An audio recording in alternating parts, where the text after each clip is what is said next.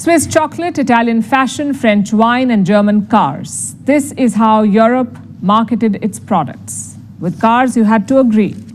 Europeans had the best automotive technology, especially the Germans. But now the European car industry is facing decline. Look at the shares of top car makers.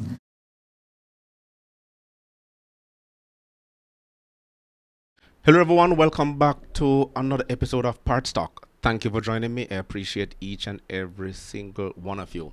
Electric vehicles have been touted as the solution to environmental concerns, but the reality is more complicated. Now, while EVs are cleaner in terms of tailpipe emissions, the production of EVs, particularly their batteries, is resource intensive and it comes with environmental cost. We have been speaking about this for the last 2.5 years. Mining lithium, nickel, and cobalt for batteries generates significant CO2 emissions, not to mention the environmental degradation caused by mining operations. China, with its dominance in EV supply chain, is producing cheaper EVs that are currently flooding global market as we speak. But these may not always adhere to the strictest environmental standards. It's a dilemma. While EVs promise a cleaner future, their environmental footprint during production is an issue we can't ignore. So in this video, I will react to a news feature from First Post. I first came across Palki Sharma on Wayan. She slices and never misses a breath when making her delivery. Nevertheless, it's truly exceptional the way how she handles herself. As usual, all credit goes to the original creator, and I will leave the link in the description box below, so you can all go check them out. And if you're new to the channel, please subscribe. And if you really have to go before the end, I urge you, please leave a thumbs up. The algorithm will really appreciate it. Fair use. Let's get right into this.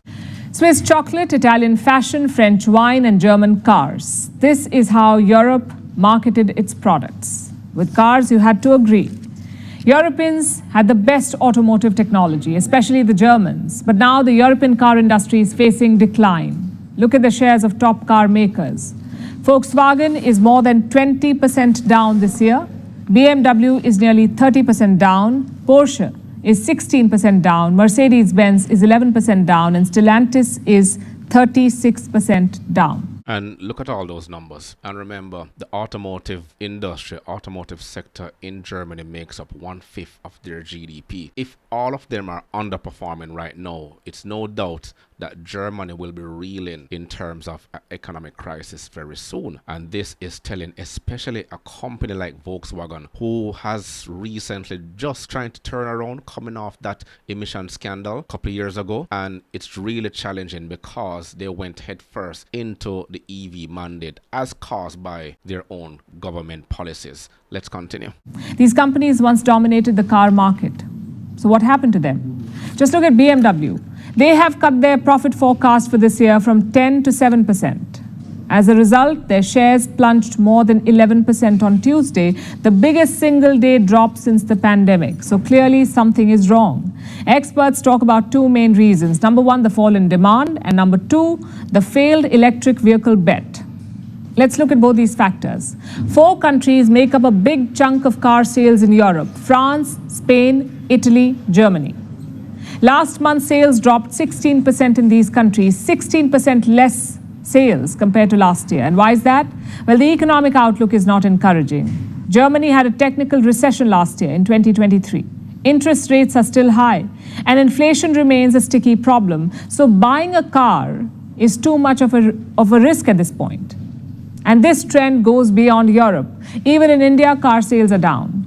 Indian dealers have 780,000 unsold vehicles in stock. So the problem is global, which brings us to the second reason. The EV bet has not worked.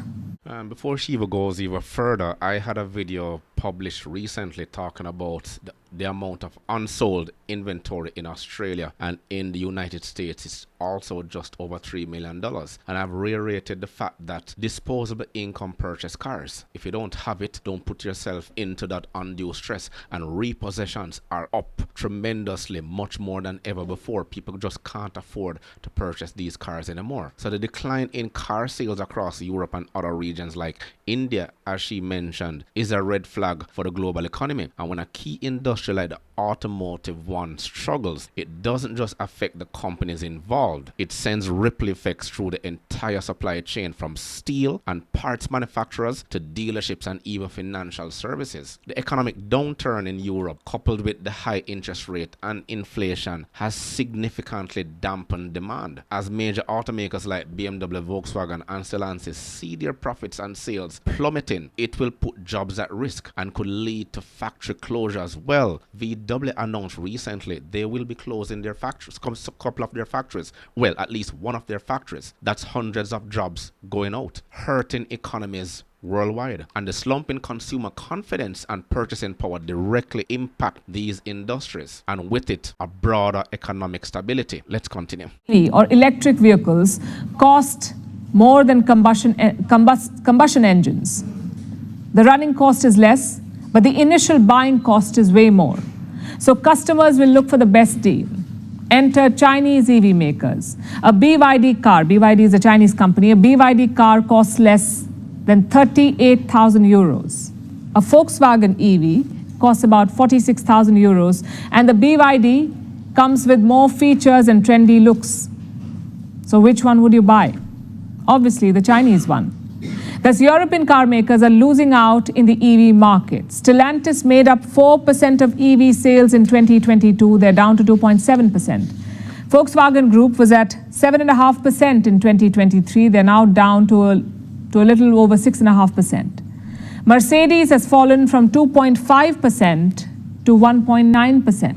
As a result, some of these companies are cutting costs, like Volkswagen. They're thinking about closing a factory in Germany. Imagine that, a Volkswagen factory shutting down in Germany.